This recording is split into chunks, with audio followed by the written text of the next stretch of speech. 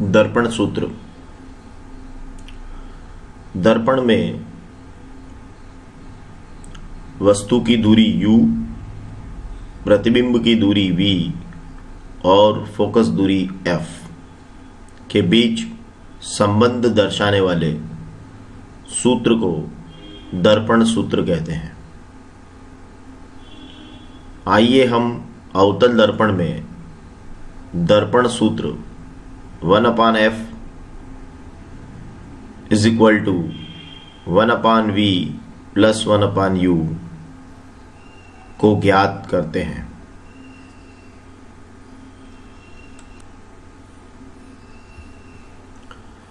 ये देखिए, यहां MPN एक अवतल गोलीय दर्पण है। P इसका ध्रुव है, F फोकस है और C क्या है? वक्रता केंद्र है। और जो ये PK दिखाई दे रही है, ये यहां इस तरह से, ये इसकी मुख्य अक्ष है।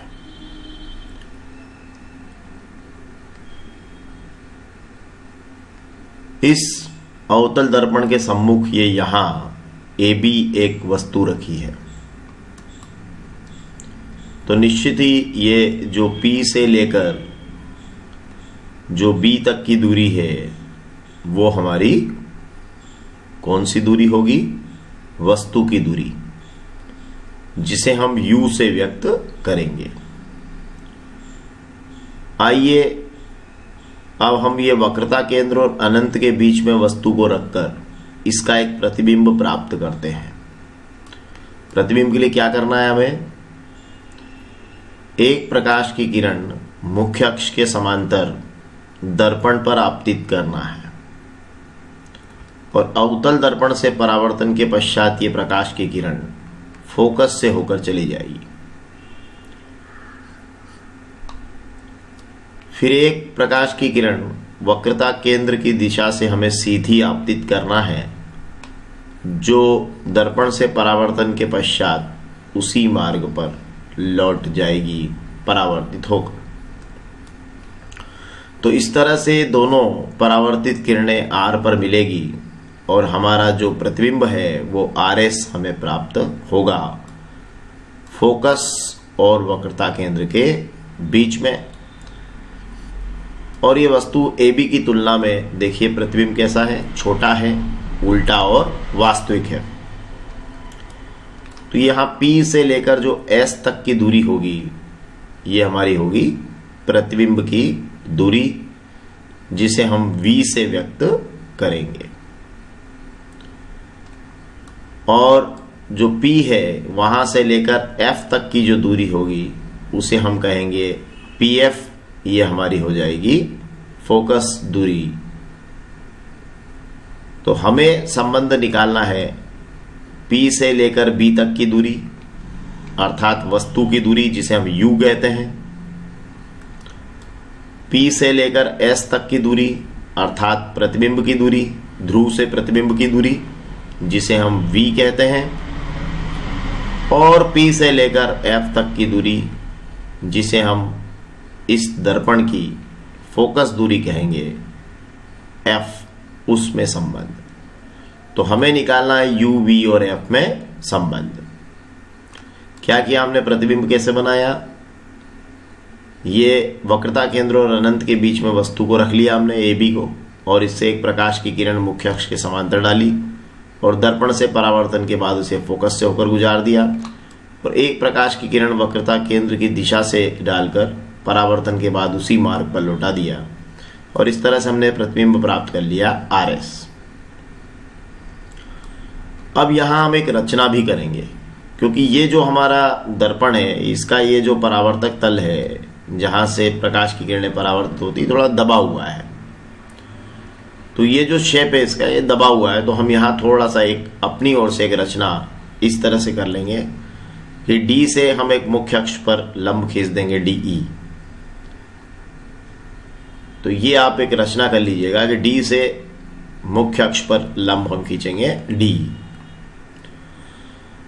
अब बच्चों, आपको यूवी ऐप में संबंध लाना है। आपका ये चित्र तैयार है और इसकी सहायता से आपको यूवी ऐप में संबंध लाना है। तो हमें कहीं ना कहीं ये यू का जो बिंदु है बी और बी का जो बिंदु है एस, इनको जोड़ना पड़ेगा, इनको कनेक्ट करना पड़ेगा आपस में, और जरूरत पड़ने पर इस एफ को भी कनेक्ट करना पड़ेगा। तो ये इसके लिए हम क्या करेंगे कि देखिए ये वस्तु की दूरी का जो बिंदु है बी और प्रतिबिंब की दूरी का जो बिंदु है एस, इसको ये सी कनेक्ट करता है। तो अगर हम ध्यान से देखें तो यहां हमें इस सी को अगर आप देखिए तो सी को मिलाते हुए हमें दो समरूप त्रिभुज दिखाई दे रहे हैं। आपको दिख रहे हैं? ये देखिए यहां, ये देखिए ये एक समरूप त्रिभुज है, ये एक समरूप त्रिभुज है, देखिए। तो ये समरूप त्रिभुजों का एक जोड़ा हमें प्राप्त हो गया है। इस समरूप त्रिभुज ए बी सी और त्रिभुज एस आर सी ये समरूप है। देखिए सी को मिलाते हुए आपने देख लिया ए बी सी और एस आर सी समरूप है। अब आप जानते हैं कि जब कोई समरूप त्रिभुज हो जाते हैं दो त्रिभुज, तो फिर उनकी जो संगत भुजाएं हैं वो आनुपातिक हो जाती है। अर्थात ए बी जो लंब भुजा है ए बी बटे आर एस, वही उसकी आधार भुजाओं के अनुपात के बराबर होगा बी सी बटे एस सी। देखिए फिर से कौन कौन से त्रिभुज समरूप है, ए बी सी और त्रिभुज एस आर सी समरूप है। तो अब इसकी संगत भुजाएं लीजिए, तो इसकी लंब भुजा ले लीजिए ए बी और इसकी लंब भुजा ले लीजिए आर एस, ये हो गई लंब भुजा। अब इसके आधार ले लीजिए बी सी और इसके आधार ले लीजिए एस सी। तो इस तरह से हमने क्या किया है कि त्रिभुज ए बी सी और त्रिभुज एस आर सी समरूप हैं। तो ए बी बटे आर एस, देख लीजिए चित्र में, ए बी बटे आर एस बराबर हो गया आधार भुजाओं में देखिए बी सी बटे एस सी। ये हमारी हो जाएगी समीकरण नंबर 1। अर्थात हमने इस बी और एस को कनेक्ट करने के लिए सी से दो समरूप त्रिभुज बनाकर इस तरह से कर लिया। अब हम यहां देखिए आप, ये इसको भी कनेक्ट करना चाहते हैं तो हम एफ से अब दो समरूप त्रिभुज बनाएंगे। देखिए आप, देखिए एक समरूप त्रिभुज आप यहां देखिए डी ई एफ और दूसरा हमारा है।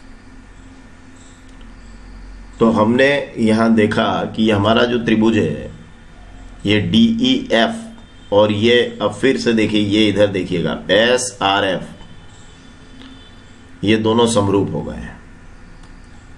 कौन सा वाला? ये वाला देखिए आप, एस आर एफ और ये डी ई एफ, ये समरूप है।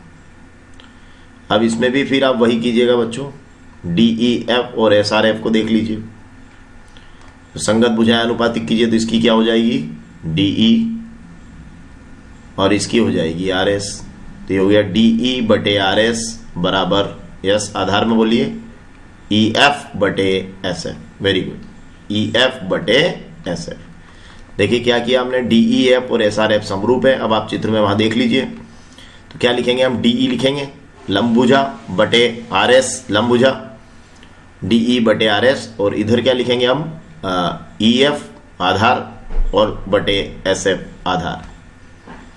तो ये हमारी इसकी लंब भुजा है डी ई और ये आर एस और ये फिर ई एफ और ये एस एफ। तो ये हमारी समीकरण नंबर 2 हो गई। तो हमने दो समरूप त्रिभुज लेकर ये दो समीकरणों की रचना कर ली। अब इन दोनों समीकरणों में अगर बाएं पक्ष में आप देखें तो यहाँ एक ए बी को देखिए और इसको डी ई को देखिए, नीचे तो आर एस है दोनों में, ए बी और डी ई। आप यहाँ चित्र में देखिए ध्यान से, ए बी और डी ई। अगर दर्पण का द्वारक छोटा है और ये आप ध्यान से देखें, अगर इसको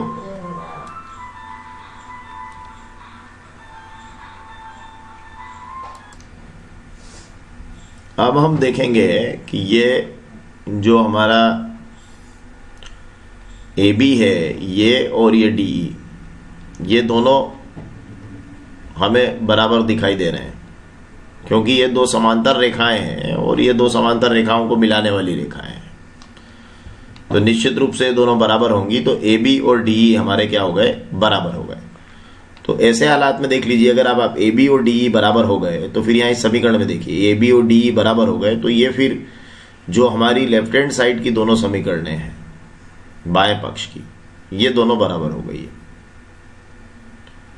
तो अब हमारी दाएं पक्ष की समीकरणें भी आपस में बराबर होगी, तो हम कहेंगे 1 और 2 से बी सी बटे एस सी बराबर ई एफ बटे एस एफ, मतलब ये वाली समीकरण बी सी बटे एस सी और बराबर हो गया ई एफ बटे एस एफ।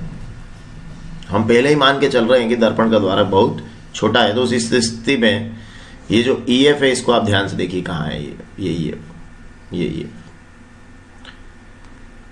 तो इसको हम बराबर लिख सकते हैं पी एफ के, क्योंकि जब द्वारक छोटा हो जाएगा तो पी और ई अत्यंत निकट आ जाएंगे। जब दर्पण का द्वारक छोटा होगा तो ये पी और ई पास पास आ जाएंगे, तो ऐसी हालत में ई एफ की जगह हम लिख सकते हैं पी एफ।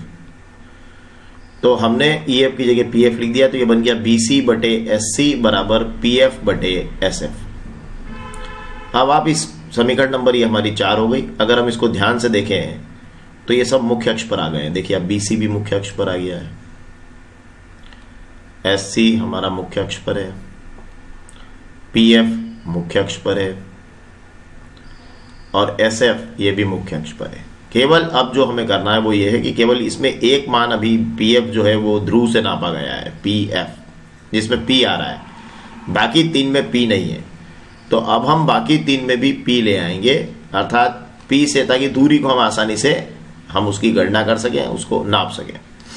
तो हम उसमें भी पी लाएंगे,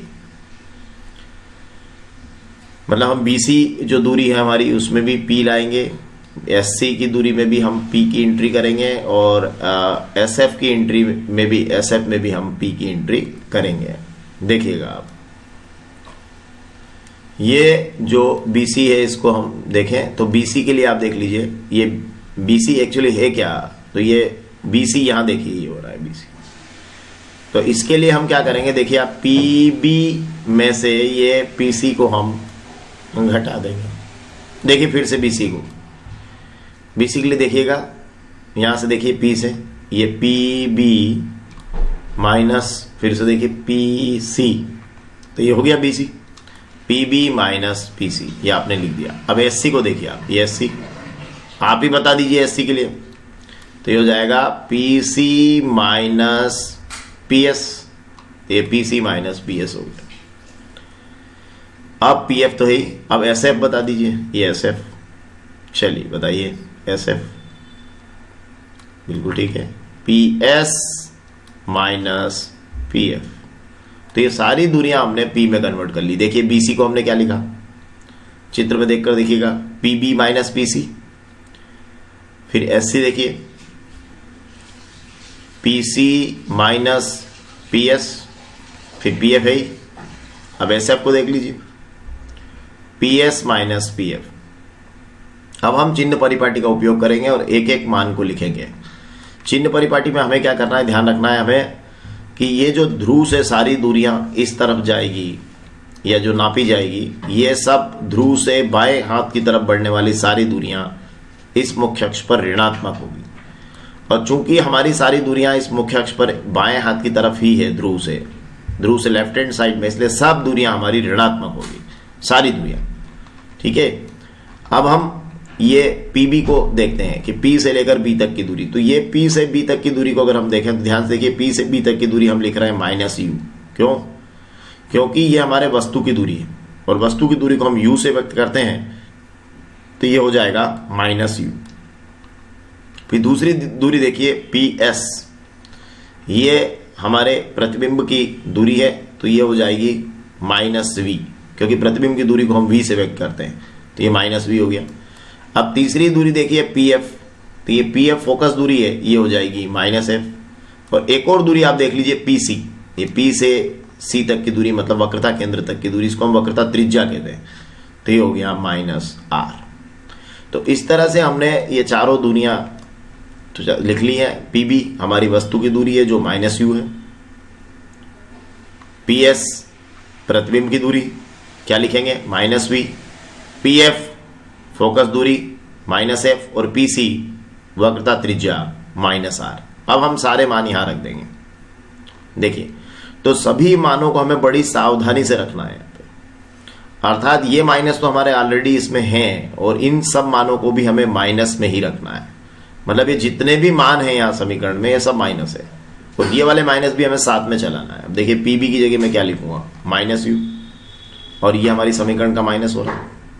पीसी की जगह करेक्ट माइनस आर, फिर पीसी की जगह माइनस आर, ये हमारे समीकरण का माइनस, फिर पीएस की जगह माइनस वी, पीएफ के स्थान पर माइनस एफ, पीएस की जगह फिर से माइनस वी, ये हमारे समीकरण का माइनस, देख लीजिए ऐसा कैसा लिख दिया मैंने, और ये पीएफ की जगह माइनस है।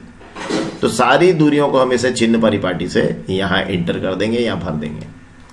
तो हमने सब चिन्ह परिपाटी से मान रख दिए। क्या लिखा हमने पीबी की जगह माइनस यू, माइनस पीसी की जगह माइनस आर, फिर पीसी की जगह माइनस आर, ये माइनस, और पीएस की जगह माइनस वी, फिर पीएफ हमारा माइनस एफ है, पीएस की जगह माइनस वी और माइनस, और पीएफ की जगह माइनस एफ। अब देख लीजिए दो माइनस इकट्ठे हुए तो आप इसको प्लस कर दीजिएगा, तो माइनस यू प्लस आर, फिर ये माइनस आर प्लस वी, फिर ये माइनस एफ, और ये माइनस वी प्लस एफ। ये आपने दो माइनस हुए तो यहां फिर से इसको प्लस कर दिया। तो अब ये आपका हो गया minus U plus R upon minus R plus V, और ये हो गया माइनस एफ, और ये हो गया माइनस वी प्लस एफ। अब क्या कर सकते हैं हम, क्रॉस गुणा कर दें। तो देखिए क्रॉस गुणा कर दीजिए, इसको इसमें इसको इसमें। तो देखिए माइनस यू का माइनस वी में, तो ये हो गया U V, minus into minus, तो ये हमारा प्लस हो गया, तो ये यू वी हो गया, और माइनस यू का एफ में तो ये माइनस यू एफ, फिर आर का माइनस वी में माइनस आर वी, और आर का एफ में R F is equal to, अब माइनस आर का माइनस एफ में आर एफ, और वी का माइनस एफ में माइनस वी एफ। अब हम देखेंगे यहाँ पे कि ये आर एफ और आर एफ ये दोनों कैंसिल हो रहे हैं, तो आप इनको कैंसिल कर दीजिए। आर एफ से कैंसिल हो गया, तो ये होगा U V minus U F minus R V is equal to minus V F. अब चूंकि हमें अपने फाइनल आंसर में जो भी हमारा फाइनल आंसर आने वाला है, इस फाइनल आंसर में हमको आर नहीं चाहिए, तो आर का रिप्लेसमेंट करेंगे। तो आप ध्यान से देख लीजिए आर का रिप्लेसमेंट, ये पी से लेकर सी तक की दूरी आर है, और आर जो है वो इस फोकस दूरी का आधा है, पी से एफ तक की। आर जो इस फोकस दूरी का डबल है, पी से एफ तक की दूरी का डबल है, मतलब पी से एफ तक की दूरी जो है वो आधी है। तो ये जो आर है ये 2f के बराबर है, तो r is equal to 2f, मतलब फोकस दूरी का जो डबल है,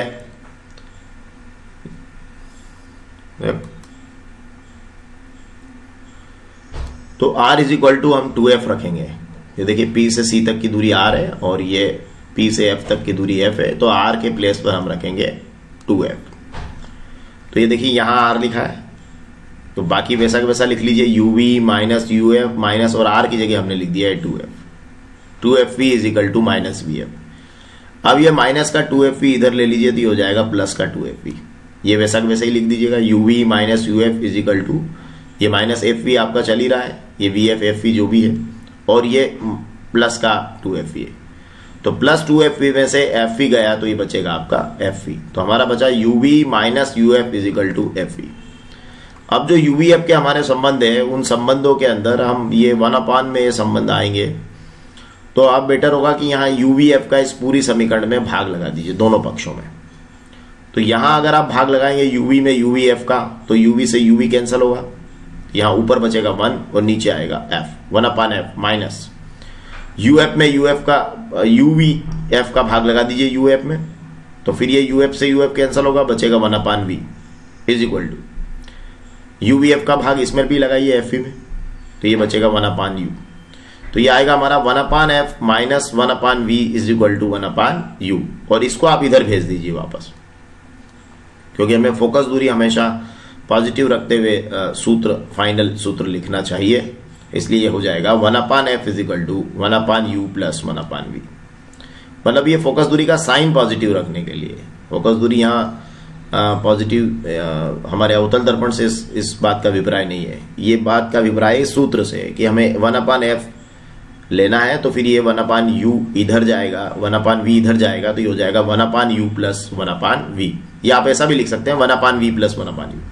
तो ये हमारे अवतल दर्पण की फोकस दूरी का सूत्र हुआ 1/f is equal to 1/u plus 1/v। तो इसमें हमें 2-3 खास बातें ध्यान रखना है, तो ये हमारा बहुत आसानी से सूत्र हमारा हो जाएगा।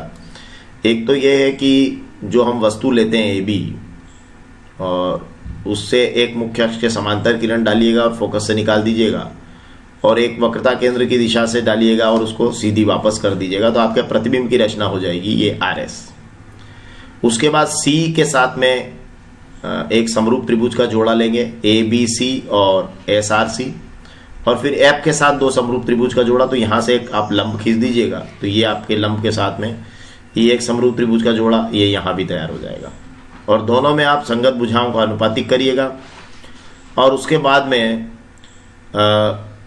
जब आप दर्पण का द्वारक छोटा करेंगे, तो ये दर्पण के द्वारक को छोटा करके यहाँ दूरियों का समायोजन कर लीजिएगा, और सारी दूरियों को मुख्य अक्ष पर ले आइएगा, और मुख्य अक्ष पर लाने के बाद सभी दूरियों को ऐसा कन्वर्ट कीजिएगा कि उसमें P शामिल हो जाए, और उसके बाद चिन्ह परिपाटी से लेफ्ट हैंड साइड की सारी दूरियां माइनस करते हुए आप मान भर दीजिएगा, और R के स्थान पर बाद में 2f रख दीजिएगा, और सिंपल मैथमेटिक्स से UVF का भाग लगा दीजिएगा, तो आपका दर्पण सूत्र आ जाएगा।